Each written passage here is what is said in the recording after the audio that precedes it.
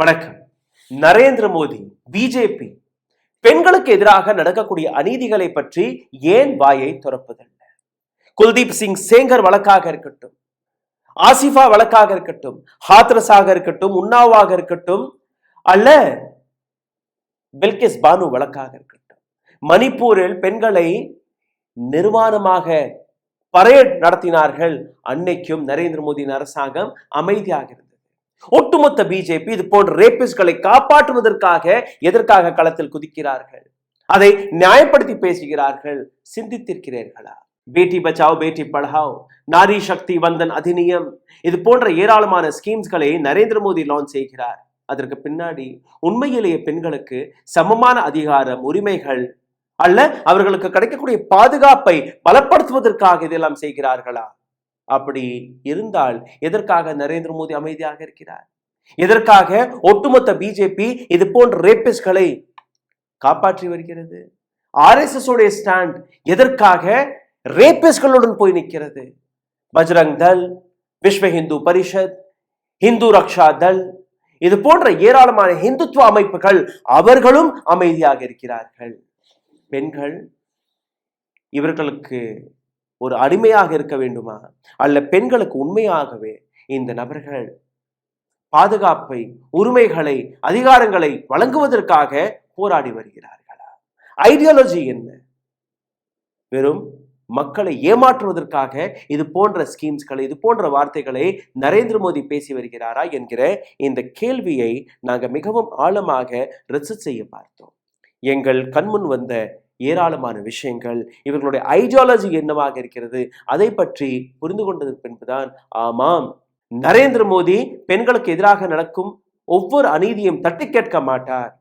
RSS மோகன் பாகவத் பெண்களுக்கு எதிராக நடக்கக்கூடிய அநீதியை பற்றி ஒரு முறை கூட தட்டி கேட்க மாட்டார். ஒட்டுமொத்த பிஜேபி, ஒட்டுமொத்த ஆர்எஸ்எஸ் ஒரே ஐடியாலஜியை பின்தொடங்கி வருகிறது. அந்த ஐடியாலஜி மக்களுக்கு முன்பு பப்ளிகேஷன் வழியாக, புத்தகங்கள் வழியாக பரப்பப்படுகிறது. ஆர்எஸ்எஸ் 1925ஆம் ஆண்டு உருவான ஒரு அமைப்பு. ஆனால் ஆர்எஸ்எஸ் பெண்களுடைய இடம் என்ன? ஆர்எஸ்எஸ் பெண்களை பற்றி என்ன நினைக்கிறது? ஆர்எஸ்எஸ் எந்த ஐடியாலஜியை பின்தொடங்குகிறது என்கிற அனைத்து விஷயத்தையுமே இந்த பதிவில் நாங்கள் எடுத்துக்காட்ட போகிறோம். ஒரு மிகவும் டீட்டெயில்டாக ரிசர்ச் செய்யப்பட்ட ஒரு ரிப்போர்ட்டாக இருக்க போகிறது. அதனால் இந்த வீடியோவை கடைசி வரை பாருங்கள். ஒரு சில நபர்களுக்கு இந்த வீடியோ பிடிக்காகவும் போகலாம். இந்த வீடியோவை முடக்க செய்வார்கள், டெலீட் செய்ய சொல்லுவார்கள். ஆனால் இதிலிருந்து மீட்டெடுப்பதற்காக உங்களுடைய உதவி தேவைப்படுகிறது. இது போன்ற வீடியோக்களை தயவு செய்து டவுன்லோட் செய்து உங்களுடைய ஃபேஸ்புக், இன்ஸ்டாகிராம், யூடியூப் எங்க வேணாலும் நீங்க இதை ரீபோஸ்ட் செய்யலாம். எங்கள் தரப்பிலிருந்து எந்த விதமான ஸ்ட்ரைக்கும் வராது. ரெண்டாவது, இந்த வீடியோவை ஏராளமான நபர்களிடம் எடுத்துச் செல்வதற்காக உங்களோட உதவி தேவைப்படுகிறது. லைக், ஷேர், சப்ஸ்கிரைப் பட்டனை தட்ட மறக்காதீர்கள். இந்த சப்ஜெக்டை பற்றின உங்களோட கேள்விகள், கருத்துக்களை கீழே கமெண்ட் பாக்ஸில் எழுதி விடுங்கள். ஒண்ணுமே புரியவில்லை என்றால் கூட ஹாய், ஹலோ, வணக்கம் ஏதோ ஒரு வார்த்தை எழுதி விடுங்கள். அருகில் இருக்கக்கூடிய QR கோடை ஸ்கேன் செய்து உங்களால் முடிந்த உதவியும் நீங்க எங்களுக்கு தெரிவிக்கலாம். உடல் வலிமையை உறுதி செய்யும் சிலாஜித், கவனத்தை மேம்படுத்தும் அஸ்வகந்தா மற்றும் உயிர் சக்தியை பெருக செய்யும் சஃபேடு முஸ்லி போன்ற இமயமலையின் உணவுப் பொருட்களை கொண்டு வந்து மிஸ்டர் பர்ஃபெக்ட் உருவாக்கப்பட்டுள்ளது. உங்கள் முழு குடும்பத்தின் ஆரோக்கியத்தை மா நேச்சுரல்ஸ் மூலம் உறுதி செய்திருங்கள். 100% இயற்கையான மூலிகை பொருட்கள் மூலம் உருவாக்கப்பட்ட மிஸ்டர் பர்ஃபெக்ட் மற்றும் மிஸ் பர்ஃபெக்ட் தலைமுறையாக குடும்பங்களின் உடல் வலிமை, மன வலிமை மற்றும் மகிழ்ச்சியை பெருக செய்கிறது. உங்கள் மகிழ்ச்சியான பயணத்தை துவங்க www.mannaturals.com என்ற இணையதளத்தை பார்வையிடவும் அல்லது வாட்ஸ்அப் எண்ணிலும் தொடர்பு கொள்ளலாம்.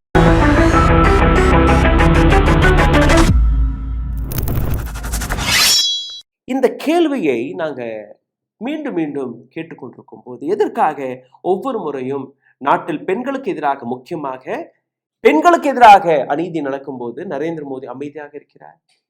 பில்கிஸ் பானு வழக்கின் போது 11 நபர்களை வெளிவிட்டார்கள். எதற்காக வெளிவிட்டார்கள்?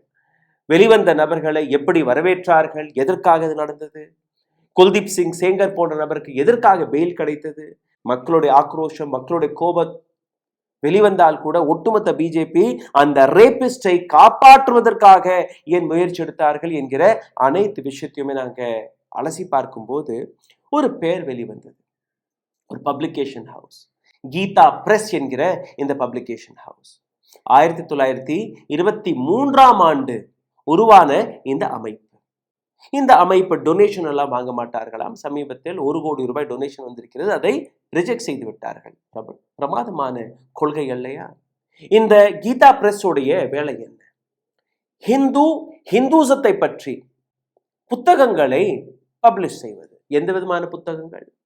சாணக்கிய நீதி, மனுஸ்மிருதி, பெண்களுடைய ரிலிஜியஸ் பிராக்டிஸ் எப்படி இருக்கணும், பெண்கள் கணவருடன் எப்படி நடந்து கொள்ளணும், பெண்களுடன் ரேப் நடந்தால் பெண்கள் என்ன செய்யணும், இது போன்ற விஷயங்களை இந்த பிரஸ் பப்ளிஷ் செய்கிறது. கிட்டத்தட்ட ஒரு 23 புத்தகங்களை கீதா பிரஸ் 100 ஆண்டுகளாக பப்ளிஷ் செய்து வருகிறார்கள். 100 ஆண்டையும் தாண்டி விட்டது இந்த கீதா பிரஸ். 2024ஆம் ஆண்டு நரேந்திர மோடியின் அரசாங்கம் இந்த பப்ளிகேஷன் ஹவுஸிற்கு காந்தி பீஸ் பரிசை வழங்கியது. Gandhi peace prize. அப்போ என்னதான் இவர்கள் செய்கிறார்கள், எந்த விதமான புத்தகங்களை இவர்கள் பப்ளிஷ் செய்கிறார்கள் என்கிற ஒரு விஷயத்தை நாங்கள் அலசி பார்த்தோம். இன்னும் சொல்ல போனால் நரேந்திர மோடியின் அரசாங்கம் இந்தியாவில் இருக்கக்கூடிய ரயில்வே ஸ்டேஷன்ஸ், நீதிமன்றங்கள் அல்ல அரசாங்கத்துடைய ஆபீசஸ்கள், சென்ட்ரல் செக்ரட்டரியேட் போன்ற ஆபீசஸ்களில் கீதா பிரஸ் இருக்கு இலவசமாக ஃப்ரீ ஆஃப் காஸ்ட் ஸ்டால்ஸ்களை வச்சு நடத்தி கொள்ளுங்கள் என்கிற இடத்தையும் ஒதுக்கி கொடுத்திருக்கிறார். நிச்சயமாக இவர்கள் ஒரு நோபல் வேலையை பார்ப்பார்கள் என்று நாங்கள் நம்பினோம். ஆனால் அந்த புத்தகங்களை நாங்கள் படித்து பார்க்கும்போது, புத்தகங்களில் இருக்கக்கூடிய விஷயங்களை படித்து பார்க்கும்போது இவர்கள் செய்வது வேற, நடப்பது வேற என்கிற விஷயம் எங்களுக்கு தெரிய வந்தது. முக்கியமாக பெண்களுக்கு எந்த அளவில் இவர்கள் எதிரானவர்கள், இவர்களுடைய ஐடியாலஜி எந்த அளவில் எதிராக இருக்கிறது என்கிற அந்த விஷயத்தை எங்களால் புரிந்து கொள்ள முடிந்தது. கீதா பிரஸ் மிகப்பெரிய அளவில் RSS வழியாக சப்போர்ட் செய்யப்பட்ட ஒரு ஆர்கனைசேஷன். இங்கிருந்து வெளிவரக்கூடிய புத்தகங்களை மக்கள் மத்தியில் எப்படி வித்து வருகிறார்கள், அந்த புத்தகங்களில் என்னெல்லாம் இருக்கிறது என்கிற விஷயத்தை மிகவும் ஆழமாக அலசி பார்த்ததற்கு பின்புதான் இந்த ரிப்போர்ட்டை நாங்கள் தயாரித்திருக்கிறோம். அதனால் இந்த வீடியோவை கடைசி வரை நீங்க பார்க்க வேண்டும். மனுஸ்மிருதி, சாணக்கிய நீதி, கிரகஸ்தி மே கேசே ரஹே போன்ற புத்தகங்கள் இதில் என்னெல்லாம் எழுதியிருக்கிறது, RSS பெண்களை எப்படி பார்க்கிறது என்கிற இந்த விஷயம். உங்களுடைய ஸ்கிரீனில் ஒரு புத்தகத்தை நீங்க பார்க்கிறீர்கள், கிரகஸ்த் மே கேசே ரஹே, ஒரு குடும்பத்தில் எப்படி நாம் வாழ வேண்டும். டைட்டில் ரொம்ப அழகா இருக்கு. இந்த புத்தகத்தை எழுதிய நபர் யார்? சுவாமி ராம்சுக்தாஸ். புதிதாக பப்ளிஷ் செய்யப்பட்ட புத்தகம் கிடையாது. This is the 90th edition. அப்போ எத்தனை புத்தகங்களை இவர்கள் வித்திருப்பார்கள். சரி, இந்த புத்தகத்தை படித்து பார்க்கும்போது எங்களுக்கு முன்பு ஒரு கேள்வி வந்தது. இந்த கேள்வி ஹிந்தியில் இருக்கு, ஆனால் இதை நான் ஆங்கிலம் மற்றும் ஹிந்தியிலும் நான் எடுத்து காட்டப் போகிறேன். இந்த புத்தகம் இந்தியாவில் இருக்கக்கூடிய அனைத்து மொழிகளிலும் பப்ளிஷ் செய்யப்படுகிறது. தமிழ்ல இந்த புத்தகம் இருக்கு, தெலுங்குல இருக்கு, கன்னடத்துல இருக்கு, மலையாளத்துல இருக்கு, எல்லா மொழியிலுமே இந்த புத்தகம் இருக்கு. இந்த புத்தகத்தில் இருக்கக்கூடிய ஒரு கேள்வி, यदि पति पत्नी को पीटता है और कष्ट देता है तो पत्नी को क्या करना चाहिए? ஒரு கணவர் தன்னுடைய மனைவியை அடித்து துன்புறுத்தும் போது, கொடுமைப்படுத்தும் போது மனைவி என்ன செய்ய வேண்டும்? கேள்வி சரிதான், ஆனால் அதற்கான பதில் என்ன? சுவாமி ராம்சுக்தாஸ் கொடுக்கக்கூடிய பதிலை கேட்டீர்கள்னா, पत्नी को समझना चाहिए कि मेरे पूर्व जन्म की कोई संस्कार बदल रहे हैं जिनकी प्रतिक्रिया में मैं भोग रही हूं. என்னுடைய பூர்வ ஜன்மத்தில் நான் செய்த தவறுகள், நான் செய்த கொடுமைகள், அதற்கான பதில் இந்த ஜென்மத்தில் என்னுடைய கணவர் வழியாக எனக்கு கிடைக்கிறது. என்னுடைய கணவர் என்னை அடிக்கும் போது இது அவர் மீது இருக்கக்கூடிய தவறு கிடையாது. கணவர் எப்பவுமே தவறு செய்ய மாட்டார். என்னுடைய பூர்வ ஜென்மத்தின் பாவங்கள் இன்னைக்கு இந்த ஜென்மத்தில் நான் அனுமதித்துக் கொண்டிருக்கிறேன். இதைத்தான் நீங்க நம்ப வேண்டும். இதுதான் இந்த புத்தகத்தில் எழுதியிருக்கிறது. मेरे पाप नष्ट हो रहे हैं और मैं पवित्र हो रही हूं. என்னுடைய பாவங்கள் கழிந்து கொண்டிருக்கிறது, நான் பவித்திரமாக புனிதமாக மாறிக்கொண்டிருக்கிறேன். இந்த ஐடியாலஜி இந்த புத்தகத்தில் எழுதியிருக்கிறது. சிந்தித்து பாருங்கள். நாட்டில் இருக்கக்கூடிய 80 ரயில்வே ஸ்டேஷன்களில், முக்கியமாக இருக்கக்கூடிய ரயில்வே ஸ்டேஷன்களில் கீதா பிரஸ் உடைய புக் ஸ்டால்ஸ் இருக்கு. அந்த புக் ஸ்டால்ஸ்களில் மத புத்தகம் என்கிற பெயர்ல ஹிந்து மதத்தை நீங்க புரிந்து கொள்ள வேண்டும் என்கிற பெயர்ல இந்த புஸ்தகத்தை இவர்கள் பெற்று வருகிறார்கள். இது போன்ற 23 புத்தகங்கள் இருக்கு, வெவ்வேறு சப்ஜெக்ட்ல, வெவ்வேறு தண்டனைகள், வெவ்வேறு விஷயங்கள், மிகவும் கேவலமான புத்தகங்கள். இந்த பப்ளிகேஷன் ஹவுஸிற்கு காந்தி பீஸ் பரிசு கொடுத்திருக்கிறார் நரேந்திர மோடி. ஓகே, இதே புத்தகத்தில் இருக்கக்கூடிய இன்னொரு ஆங்கிளை படிக்கிறேன், கேளுங்கள். What is the view on சதி பிரதா அண்ட் ரேப்? சதி பிரதா, ஒரு கணவர் இறந்து விட்டாலே வட இந்தியாவில நீங்க பார்த்தீர்கள், அந்த படமெல்லாம் இருக்கும், போட்டோ நாங்கள் எடுத்து வைக்க சொல்றோம். மனைவியும் கணவருடைய சடலம் எரிந்து கொண்டிருக்கும் போது இந்த பெண்ணையும் அந்த நெருப்புல தள்ளி விட்டுருவாங்க. அதுதான் சதி பிரதா. சதி பிரதா சொசைட்டியில் இருக்கக்கூடிய மிகவும் கொடூரமான ஒரு விஷயம். அதை மிகப்பெரிய அளவில் போராட்டத்திற்கு பின்பு அதை அழித்தோம்.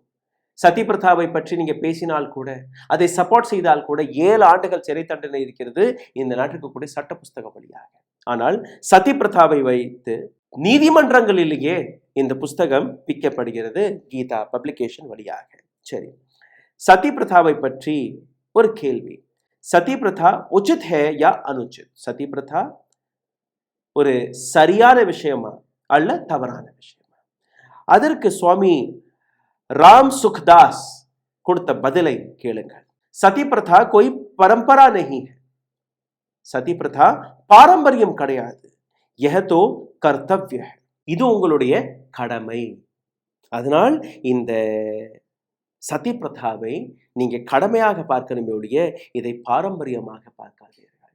இது இந்த புத்தகத்தில் எழுதியிருக்கிறது. இது மட்டுமல்ல, इसे धार्मिक बनाया गया है और जड़ें हिंदू धर्म में बताई गई हैं. இது தர்மத்தின் வேலை. இதை ஹிந்து மதத்தை நம்பக்கூடிய நபர்கள், சனாதன மதத்தை நம்பக்கூடிய நபர்கள் மிக ஆழமாக புரிந்து கொள்ள வேண்டும். சதி தர்ம் ஹிந்து தர்ம் கி ரீட் है. சதி பிரதா ஹிந்து மதத்தோடைய முதுகெலும்பு. இது இல்லை என்றால் ஹிந்து மதமே கிடையாது. This is what is written in this book. Now you come on rape. இதே கீதா பப்ளிகேஷன் பப்ளிஷ் செய்யக்கூடிய இன்னொரு புத்தகம். இந்த புத்தகத்தோட பெயர் ஸ்திரீ தர்ம், பெண்களுடைய தர்மம். அதுல இந்த விஷயம் எழுதியிருக்கிறது. இதற்கு மேல் நீங்க சிந்திக்க போறீர்கள், எதற்காக நரேந்திர மோடி, அமித்ஷா, மோகன் Bhagwat, entire BJP, entire RSS, ஹிந்துத்துவவாதி அமைப்புகள், அது விஸ்வ ஹிந்து பரிஷதாக இருக்கட்டும், பஜ்ரங் தளாக இருக்கட்டும், ஹிந்து ரக்ஷா தள் போன்ற அமைப்புகளாக இருக்கட்டும், எதற்காக பெண்களுக்கு எதிராக நடக்கக்கூடிய அநீதிகளை தட்டி கேட்பதற்காக ரோட்டில் வருவதல்ல, எதற்காக ஒரு ஸ்டேட்மெண்ட்களை கொடுப்பதல்ல. இதை பற்றி நீங்க புரிந்து கொள்ள போறீர்கள். இந்த புத்தகத்தில் ஒரு கேள்வி கேட்கப்பட்டது. यदि कोई विवाहित स्त्री से बलात्कार करे और गर्भ रह जाए तो क्या करना चाहिए? திருமணமான பெண்ணுடன் ஒரு நபர் ரேப் செய்தால், கற்பழித்தால், அந்த ப்ராசஸில் அந்த பெண்மணி கர்ப்பிணியாகிவிட்டால் என்ன செய்ய வேண்டும்? இவ்வளவு ஆழமான சிந்திக்கப்பட்ட கேள்வி என்று நீங்க பாருங்கள். இதற்கு பதில் என்ன? அதையும் ரொம்ப கேவலமாக தான் எழுதியிருப்பார்கள். जितना हो सके ஸ்திரீ को चुप रहना चाहिए, यही उसकी बेहतरी है. முடிந்த அளவிற்கு அந்த பெண்மணி வாயை மூடிக்கொண்டிருக்கணும். ரேப் ஆயிடுச்சா பரவாயில்ல, நீங்க எதுவும் யார்கிட்ட போய் சொல்லக்கூடாது, அடக்கி வாசிக்கணும். यदि उसके पति को भी पता चल जाए, கணவருக்கும் என்னுடைய மனைவியை கற்பழித்து விட்டார்கள் தெரிந்தால் கூட அந்த கணவரும் அமைதியாக இருக்க வேண்டுமாம். 2 பேருமே வாயை திறக்கக்கூடாது. तो उसे भी चुप रहना चाहिए, दोनों के लिए यही सही है. 2 பேருக்குமே இதுதான் சரி, இதுதான் ஹிந்து தர்மத்தின் தர்மம். கர்ப்பிணியாகி விட்டீர்கள் பரவாயில்ல, நீங்க வளருங்க, நீங்க எதனாலும் செய்யுங்க, ஆனா யார்கிட்டையும் போய் நீங்க பேசக்கூடாது. யூ ஷுட் நாட் சே. இந்த புத்தகம் எங்க விற்கப்படுகிறது? இதே கோர்ட் வளாகங்களில், ரயில்வே ஸ்டேஷன்களில், சென்ட்ரல் ஆஃபீஸஸ்களில் இது விற்கப்படுகிறது. அதாவது Indian law system, IPC, CPC, human rights அனைத்துமே கால்களில் போட்டு மிதிக்க நசிக்கக்கூடிய இந்த புத்தகங்களை நரேந்திர மோடியின் அரசாங்கம் ப்ரமோட் செய்யக்கூடிய வேலையை பார்க்கிறது. இந்தியா முழுவதும் இவர்களுக்கு இலவச ஸ்டால்ஸ். ஒரு நாயை நீங்க எட்டி உதித்தாலோ அல்ல ஒரு நாயை துன்படுத்தினாலோ அதற்கு கூட இந்த நாட்டில் 6 மாதம் சிறை தண்டனை இருக்கிறது. இந்த நாட்டு கான்ஸ்டியூஷன், இந்த நாட்டு சட்ட புத்தகங்களுக்கு எதிராக ஒரு அமைப்பு வேலை பார்க்கிறது. இது போன்ற புத்தகங்களை வித்து வருகிறார்கள். அவர்கள் மீது எந்த விதமான வழக்கும் கிடையாது. ஆண்டாண்டு காலமாக இந்த புத்தகங்கள் விற்கப்படுகிறது. If your wife is raped, the woman should be quiet. If husband comes to know, he should also be quiet. You cannot do anything.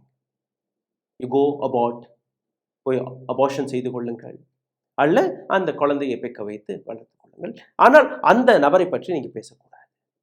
This is what their book says. Now you understand what is the mindset, the ideology behind their silence. Moun மோதி எதற்காக மௌனமாக இருக்கிறார்? இப்ப புரிகிறதா? Because they read all of this and they support all of this. RSS உடைய ideology பற்றியும் இந்த புத்தகங்களை வைத்து நாங்க கொஞ்சம் தெரிஞ்சு கொண்டோம். குரு கோல்வர்கர் RSS உடைய ஒரு மிகப்பெரிய leader, the founding members of RSS. Hinduism and ஜாதிவாதை பற்றி இவர் பேசியிருக்கிறார். Hinduism and jativad both are same. ஹிந்துசமும் மதவாதமும் ஜாதிவாதமும் ஒன்றுதான் என்று இந்த நபர் சிந்தித்து வருகிறார், Guru Golwalkar. And now I'll come to one more thing. Doctor B.R. Ambedkar இதே விஷயங்களை வைத்துதான் அவர் எதிர்த்தார். அதாவது என்னைக்கு ஹிந்து மதம், ஹிந்து ஒரு மதமே கிடையாது, அது வாழ்க்கையை நடத்தக்கூடிய ஒரு விதம். ஆனால் இந்த ஹிந்துசம் என்கிற பெயர்ல, சனாதனம் என்கிற பெயர்ல எந்த ஜாதியை இவர்கள் உருவாக்கி இருக்கிறார்களோ அந்த ஐடியாலஜியை நீங்க முறிக்காத வரை இந்த நாட்டில் ஜாதியை அழிக்க முடியாது என்கிற விஷயத்தை டாக்டர் B.R. அம்பேத்கர் போராடினார், எதிர்த்தார். ஆனால் அவருடைய போராட்டம் எப்படி முடக்கப்பட்டது அதையும் நீங்க பார்க்க வேண்டும். பஞ்சாப்ல டாக்டர் B.R. அம்பேத்கரை ஜாதிகளை பற்றி பேசுவதற்காக அழைத்திருந்தார்கள். அந்த இடத்தில் சபை கூடிய போது இந்த ஹிந்து அமைப்புகளுடைய எதிர்ப்பை பார்த்த உடனேயே அந்த சபையையே ரத்து செய்து விட்டார்கள். இதற்கு பின்பு டாக்டர் B.R. அம்பேத்கருடைய ஒரு ஸ்டேட்மெண்ட் வெளிவந்தது, I will not be born as Hindu because of ஜாதி. இதற்கு மேல் நான் ஹிந்துவாக பிறக்க விரும்பவில்லை, காரணம் இந்த மதத்தில் ஜாதிகள் இருக்கிறது. இன்னொரு விஷயத்தை நீங்க பாருங்கள், குரு கோல்வர்கர் இவருடைய ஒரு புத்தகம் இருக்கு, பஞ்ச் ஆஃப் தாட்ஸ். அந்த புத்தகத்தையும் இதே கீதா பிரஸ் தான் பப்ளிஷ் செய்து வெளிவிட்டு கொண்டிருக்கிறார்கள். பஞ்ச் ஆஃப் தாட்ஸ் என்கிற இந்த புத்தகத்தில் புருஷா சுக்தா ஃப்ரம் ரிக்வேதா, மனிதர் எப்படி பிறந்தார் என்கிற ஒரு ஸ்லோகா இருக்கு. அந்த ஸ்லோகத்தை இந்த நபர் விளக்கி பேசியிருக்கிறார். அந்த புத்தகம் என்ன கூறுகிறது? பிராமன் உன்கா முக்தா, பிராமணர்கள் தலையிலிருந்து பிறந்தார்களா? இந்த ஸ்லோகா படி நீங்க பார்த்தீர்கள்னா க்ஷத்ரியாஸ் 2 கைகள், வைஷ்ணவாஸ் 2 கால்கள், சூத்ராஸ் கால் பாதம். இப்படித்தான் இவர்கள் பிறந்தார்கள். பிராமணர்கள் பேசக்கூடிய சிந்திக்கக்கூடிய இடத்திலிருந்து பிறந்ததனால் அவர்கள்தான் தலைமை, அவர்கள்தான் சுப்பீரியர். இந்த விஷயத்தை இந்த புத்தகத்தில் எழுதி பப்ளிஷ் செய்து வருகிறார்கள். டிசம்பர் 17ஆம் தேதி 1960ஆம் ஆண்டு குரு கோல்வர்கர் குஜராத் யூனிவர்சிட்டி சோஷியல் சயின்ஸ் டிபார்ட்மெண்ட்டிற்கு ஒரு சீஃப் கெஸ்டாக அழைக்கப்படுகிறார். அங்க போய் அவர் பேசிய வார்த்தை உங்களுக்கு தெரியுமா? கிராஸ் பிரீடிங் இன் ஹிந்து ஹிஸ்டரி. இந்துக்களை பவித்திரமாக்குவதற்காக என்னெல்லாம் செய்தார்கள் அதை பற்றி ஒரு லெக்சர். அந்த லெக்சரில் அவர் கொடுத்த படுகேவலமான ஒரு விஷயம், to improve the lineage of Hindus in South India, like கேரளாவில் அல்லது சவுத் இந்தியாவில் ஹிந்துக்களுடைய அந்த பாரம்பரியத்தை, ஹிந்துக்களுடைய அந்த லீனேஜை சுத்தப்படுத்துவதற்காக வட இந்தியாவில் இருக்கக்கூடிய நம்போதிரி பிராமணர்களை அனுப்பினார்களாம். ஏன்னா தென்னிந்தியாவில் சுத்தமான ரத்தம் கிடையாதாம், சுத்தமான ஜாதிகள் கிடையாதாம், பிராமணர்கள் தான் அதை சுத்தப்படுத்த வேண்டும். அதனால் நம்போதிரி பிராமணர்களுக்கு ஒரு சில கடமைகள் கொடுக்கப்பட்டது. என்ன கடமை? தட் தி ரெஸ்பான்சிபிலிட்டி ஆஃப் சூத்ராவில் இருக்கக்கூடிய சூத்ரர்கள், தலித் பெண்கள், க்ஷத்ரிய பெண்கள் மற்றும் வைஷ்ணவா பெண்கள், இவர்களுடைய முதல் குழந்தை இந்த நம்பூதிரி பிராமணர் வழியாக வர வேண்டும். இதுல பிராமண பெண்களை ஒதுக்கி விட்டார்கள். மற்ற ஜாதியை சார்ந்த பெண்கள் அவர்களுடைய முதல் குழந்தை பிராமணர் வழியாக தான் வர வேண்டும் என்கிற இந்த விஷயத்தை இவர் கூறுகிறார். Just imagine the shittest ideology of this man. Rashtriya Swayam Sevak Sangh, RSS. இன்னைக்கு 100 ஆண்டுகள் முடிந்து விட்டதாக நரேந்திர மோடி அவர்கள் இந்த RSS என்கிற அமைப்பு பற்றி பெருமையாக பேசினார் இல்லையா? 150 கோடி ரூபாய் செலவில் டெல்லியில் ஒரு மிகப்பெரிய ஹெட் குவார்ட்டர்ஸை கட்டி கொடுத்தார்களே இல்லையா? இதே RSS உடைய ஐடியாலஜியும் நீங்க பார்க்க வேண்டும். RSS உடைய ஷாக்காக்கள் சவுத் இந்தியாவில், தமிழ்நாடு, கேரளா, இங்கெல்லாம் RSS ஷாக்காக்கள் வழியாக என்ன பரப்பப்படுகிறது? நம்பூதிரி பிராமணர்கள் தான் சுப்பீரியர் பிராமணர்கள். அவர்கள் வட இந்தியாவிலிருந்து வந்தார்கள். தென்னிந்தியாவில் இருக்கக்கூடிய தலித்கள், வைஷ்ணவாஸ், சத்ரியாஸ், இந்த பெண்களுடைய முதல் குழந்தை பிராமணருடைய குழந்தை. அந்த உண்மை நீங்க கொஞ்சம் கேட்டுக்கொள்ளுங்கள். இந்த வருடம் RSS உடைய டார்கெட் வாஸ் 1 லட்சம் ஷாக்காஸ் ஒட்டுமொத்த இந்தியாவில் நாங்கள் கொண்டு வருவோம். ஆனால் 2024ஆம் ஆண்டு 73,117 ஷாக்காஸ் இருந்தது. இந்த வருடம் 10,000 ஷாக்காஸ் கூடி 83,129 ஷாக்காஸ் இருக்கு. இதுல நீங்க பார்த்தீர்கள்னா முக்கியமாக கேரளாவில் இந்தியாவிலேயே அதிகமான ஷாக்காஸ் இருக்கக்கூடிய ஒரு மாநிலம் கேரளா, 5,000 ஷாக்காஸ். அடுத்தபடியாக தமிழ்நாடு. பிஜேபி நாங்கள் வரவிட மாட்டோம் என்று கூறுகிறீர்கள் இல்லையா? இதே தமிழ்நாடு, இதே கேரளாவில் தான் இந்தியாவிலேயே அதிகமான ஷாக்காஸ் இருக்கிறது. தமிழ்நாட்டில் கிட்டத்தட்ட 4,000க்கும் மேல் இருக்கக்கூடிய ஷாக்காஸ். அடுத்தபடியாக ராஜஸ்தான், அதற்கு பின்பு கர்நாடகா, அதற்கு பின்பு வெஸ்ட் பெங்கால். ஏன் தமிழ்நாட்டை, கேரளாவை, வெஸ்ட் பெங்கால் போன்ற மாநிலங்களை இது போன்ற ஷாக்காஸ் இருந்தால் கூட, இத்தனை ஷாக்காஸ் இருந்தால் கூட தொட முடியவில்லை? காரணம் கல்வி அறிவு. இங்க இருக்கக்கூடிய ஆண்கள் பெண்களுக்கு கிடைத்த அந்த அதிகாரங்கள், அந்த உரிமைகள். ஏன் வட இந்தியாவில் ஒரு சில ஷாக்காஸ் இருந்தால் கூட அங்க இது ஆழம் கொண்டு கொண்டிருக்கிறது. காரணம் அங்க இருக்கக்கூடிய அகைன் கல்வி தரம், பெண்களுக்கு கிடைக்காத சம உரிமைகள், பெண்களை அடிமையாக பார்க்கக்கூடிய அந்த தாட் ப்ராசஸ். இந்த ஷாக்காஸ் இந்தியாவில் மட்டுமல்லாமல் Nepal, United States, United Kingdom, Kenya, Australia வரை பரப்பப்பட்டிருக்கிறது. RSS உடைய ஒஃபிஷியல் ஸ்டேட்மெண்ட், அந்த ஒஃபிஷியல் ரிப்போர்ட் வழியாக தான் இந்த டேட்டாவை நான் உங்களுக்கு கொடுக்கிறேன். What did they say? The first child born to Nambudiri Brahmin was kept. Namboothiri Brahmin வழியாக முதல் குழந்தையை இங்கே பெற்றுக்கொள்ள வேண்டும். இவர்கள் பப்ளிஷ் செய்யக்கூடிய இன்னொரு புத்தகத்திற்கு நான் வருகிறேன். சாணக்கிய நீதி, சாணக்கியா ஹோனா ஹே ஆப்கோ, அர்த்த சாஸ்திரம். அதில் இருக்கக்கூடிய ஒரு சில விஷயங்களை நீங்க படித்தீர்கள்னா, இந்த புத்தகத்தை நீங்க படிச்சு பார்த்த உடனே தூக்கி வீசத்தான் மனது வரும். ஒரு துளி கூட நீங்க மதத்தை நம்பக்கூடிய நபர்களாக இருந்தால், மனிதர்களை நம்பக்கூடிய நபர்களாக இருந்தால், மூளை இருந்தால், நெஞ்சு இருந்தால், இதயம் இருந்தால், அப்படி நீங்க ஒரு நல்ல மனிதராக இருந்தால் இந்த புத்தகத்தை உங்களுடைய வீட்டில் வைக்க மாட்டீர்கள். ஏன்னா அவ்வளோ கேவலமான விஷயங்கள் இந்த புத்தகத்தில் எழுதியிருக்கிறது. என்னது? If a woman goes without telling her husband, கணவருக்கு தெரியாமல் ஒரு பெண்மணி வீட்டை விட்டு வெளியே போனால் அந்த பெண்ணிற்கு கிடைக்கக்கூடிய தண்டனைகள் 17 விதமான தண்டனைகள். ஏழைகள், தலித்கள் எங்க இருக்க வேண்டும்? இப்போவும் அப்படித்தானே. காலனியெல்லாம் நீங்க பார்த்தீர்கள், தலித்துக்களுக்கான ஒரு இடம், தலித்துக்களுக்கான ஒரு கிராமம். தலித்துக்கள் வீட்டுக்குள்ள வரக்கூடாது, ரோட்ல வரக்கூடாது. இது போன்ற விஷயங்கள் யார் கொண்டுட்டு வந்தா? இது போன்ற புத்தகங்கள் தான். இது போன்ற புத்தகங்கள் வழியாக தான் இது எல்லாமே கொண்டு வரப்பட்டது, மக்களிடம் கொண்டு போய் சேர்க்கப்பட்டது. இன்னைக்கும் இந்த புத்தகங்கள் விற்கப்படுகிறது. எப்படி இந்த தலித் மக்கள் அப்படி இறந்து போனால் அவருடைய கடைசி ரைட்ஸ் எப்படி நடத்தணும், எப்படி சவுத் டோர் வழியாக எப்படி அந்த சடலத்தை நீங்க எடுத்துட்டு போகணும் என்கிற பல்வேறு விஷயங்களை இவர்கள் எடுத்து வைத்திருக்கிறார்கள். இந்த புத்தகத்தில் ஒரு சில விஷயங்களை மிகவும் கவனமாக நாங்கள் எடுத்து வைத்திருக்கிறோம். அதை நீங்க பாருங்கள். பெண்கள், மனைவிகளை பற்றி இந்த புத்தகம் என்ன எழுதுகிறது, என்ன அதை எடுத்து வைத்திருக்கிறார்கள். சாணக்கிய நீதி முறைப்படி நீங்க பார்த்தீர்கள்னா, husband can abandon a unfaithful wife. Separation from wife listed one of the life burning evils without fire.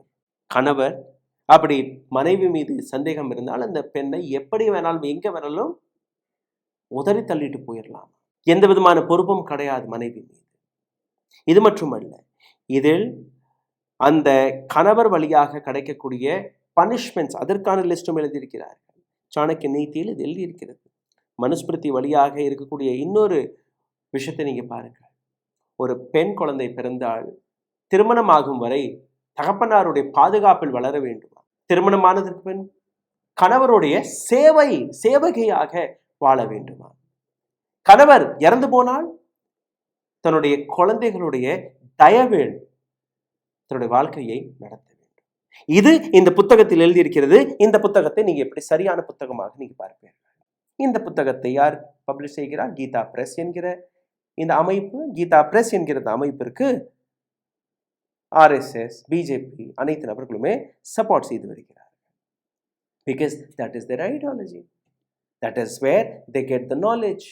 அவர்களுடைய நாலேஜ் எங்கிருந்து வருகிறது என்று உங்களுக்கு புரிகிறதா? RSS உடைய ஸ்ட்ரக்சர், ஜெண்டர் ரோல்ஸை பற்றி நீங்க பாருங்க. இது எல்லாமே 13th and 14th செஞ்சுரியில் நடந்த விஷயங்கள். அதை புத்தகமாக மாற்றி அதை பப்ளிஷ் செய்து வருகிறார். அது வேற. சரி, RSSல பெண்களுக்கு என்ன உரிமை, ஆண்களுக்கு என்ன உரிமை, என்ன அதிகாரம், அதை நீங்க பார்த்தீர்கள்னா RSS ஒரு ஆண்களுக்காக உருவாக்கப்பட்ட ஒரு அமைப்பு. RSSல் பெண்களுடைய விங் இருக்கு. அதை பற்றியும் நான் பேச போகிறேன். ஆனால் RSSல் எந்த இடத்திலுமே பெண்களை தலைவியாக அமர வைக்க மாட்டார்கள். Because it is against their ethics, it is against their ideology. It is a male dominated or only male group. எப்படின்னு நீங்க பாருங்க. ராஷ்டிரிய ஸ்வயம் சேவக் சங். ஸ்வயம் சேவக்னா வாலண்டியர்ஸ் தன்னை வாலண்டியர்ஸ் ஆக எடுத்து காட்டுகிறார்கள். இந்த ஆர்கனைசேஷன் தொடங்கிய போது 1925ஆம் ஆண்டு RSS ராஷ்டிரிய ஸ்வயம் சேவக் சங் தொடங்கப்பட்டது. 1936ஆம் ஆண்டு இதே RSS ஒரு பெண்களுடைய விங்கையும் தொடங்குகிறார்கள். அதாவது பெண்களுக்கும் நாங்கள் உரிமைகளை வழங்குகிறோம் என்று. என்ன அதற்கான பெயர் என்ன? Rashtriya Sevika Samiti, national service committee. சேவிகான மேய்ட், வீட்டு வேலைக்காரி அல்ல வேலைக்காரி. சேவிகா இஸ் வேலைக்காரி. நேஷனல் வேலைக்காரிகளுடைய ஒரு கமிட்டி. This is what the actual meaning of Rashtriya Sevika Samiti. When it comes to male, it is Rashtriya Swayam Sevak Sangh.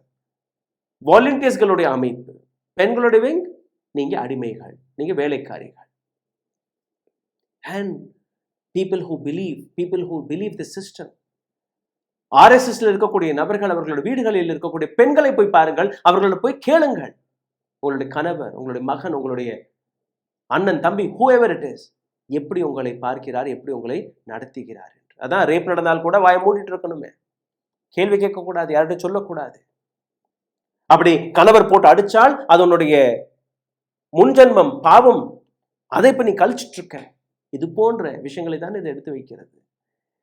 பெண்கள் கணவரை தாண்டி வெளியில போனால் கூட ஒரு குற்றம். சதி பிரதா, கணவர் இறந்து போனால் பெண்ணையும் கொன்று விடுங்கள், பெண்ணையும் எரிச்சு கொன்று விடுங்கள், சாம்பலாக்கி விடுங்கள். இது சம்பிரதாயம் கிடையாது, உங்களுடைய கடமை என்று எடுத்துக்கொள்ளுங்கள். சதி பிரதா ஹிந்துவிசத்துடைய முதுகெலும்பு. How disgusting is this?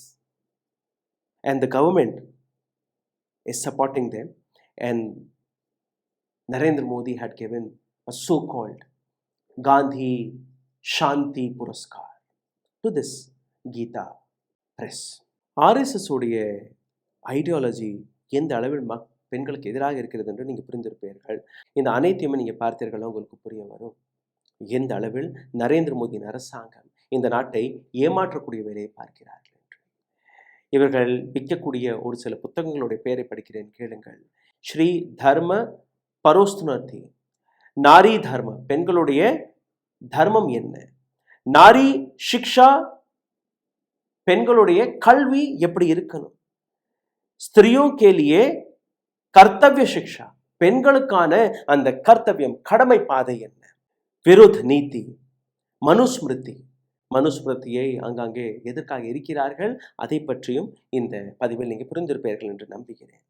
Geetha press April 23ஆம் தேதி 1923ஆம் ஆண்டு கோரக்பூர் உத்தரப்பிரதேசத்தில் உருவாக்கப்பட்டது.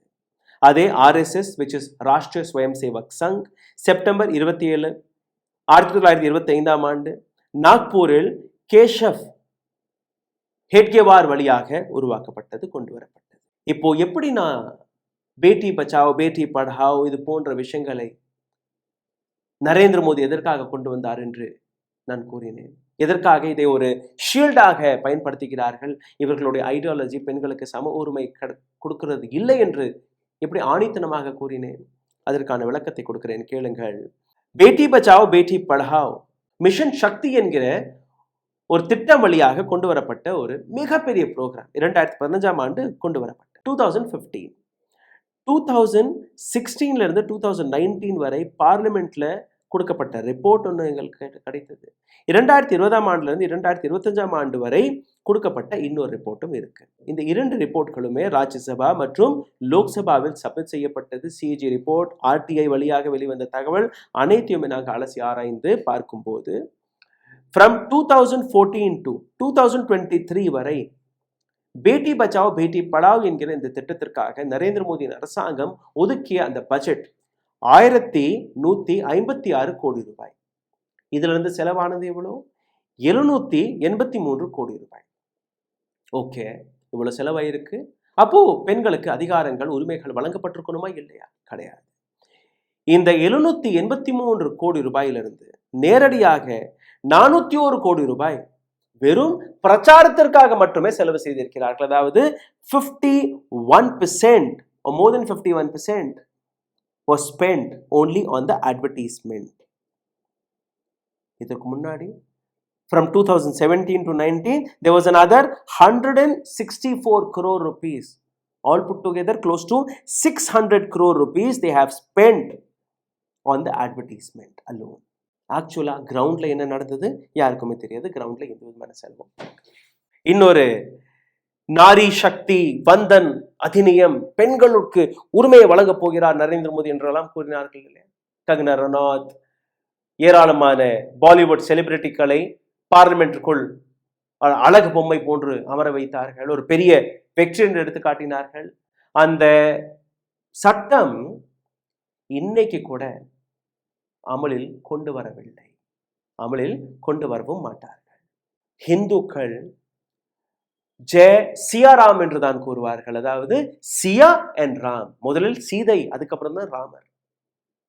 பட் வாட் ஹிந்துத்துவவாதிகள் அவர்களுடைய ஸ்லோகன் என்ன? Jai Sriram, there is no chia there, there is no Sita there. போய் பாருங்க, படங்களை போய் பாருங்க. ராமர், சீதை, லக்ஷ்மணன், ஹனுமார், ராம் தர்பார் என்று கூறுவோம். அப்படித்தான் ஒரு குடும்பமாக தான் நாம் அதை பார்த்தோம். இன்னைக்கு என்ன நடக்கிறது? ராமருடைய படத்தை நீங்க பார்த்தீர்கள், அப்படியே ஆக்ரோஷமாக தனியாக அவர் மட்டும்தான், யாருமே கிடையாது. சிவனை பாருங்கள், சிவன் பாதி பார்வதி பாதி, பாதி சிவன் பாதி பார்வதி. அப்படிதான் நம்ம அந்த படங்களை பார்த்தோம். ஒரு அமைதியான கடவுளை பார்த்தோம். இவர்களுடைய கடவுள் என்ன? பார்வதி கிடையாது, பெண்கள் இருக்கக்கூடாது. Just imagine. அயோத்தியாவில் ராமர் கோவிலை கட்டினார்கள். ராம் தர்பார் எங்கே? அயோத்தியாவில் ராமர் மட்டும்தான். அங்க லக்ஷ்மணுக்கும் இடம் கிடையாது, சீதைக்கும் இடம் கிடையாது, அனுமாருக்கும் இடம் கிடையாது. அப்படியே நரேந்திர மோடி ராமரை கையை பிடிச்சு கூட்டிட்டு போகும்படி ஒரு காட்சியை நீங்க பார்த்திருப்பீங்க. Again one propaganda.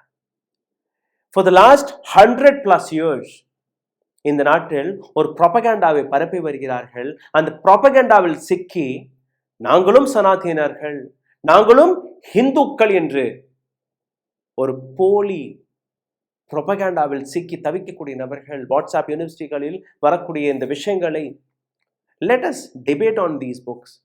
Anyone can come and please make me understand if I understood wrong. And that is why Narendra Modi ji is not speaking. இல்ல பேசுவார். நீதிமன்றங்கள் பெண்களுக்கு பாதுகாப்பு கொடுக்கும், உரிமைகளை கொடுக்கும். அப்படி நம்பினீர்கள்னா நம்பிக்கொண்டே இருங்கள், அதெல்லாம் நடக்காது. Because the ideological difference is this. Think about it. நன்றி, வணக்கம். ஊடகம் கார்ப்பரேட் அரசியல்வாதிகளின் கைப்பாவையாக அடிமைகளாக இருந்தது போதும். இனி சாட்டை எடுத்து சுழற்றும் நேரம் வந்துவிட்டது. ஊடகம் பொதுமக்களாகிய உங்களுக்காக உங்களாலேயே இயக்கப்பட வேண்டும். ஊடக சுதந்திரத்திற்காக உங்களின் பங்களிப்பை இன்றே அளித்திடுங்கள்.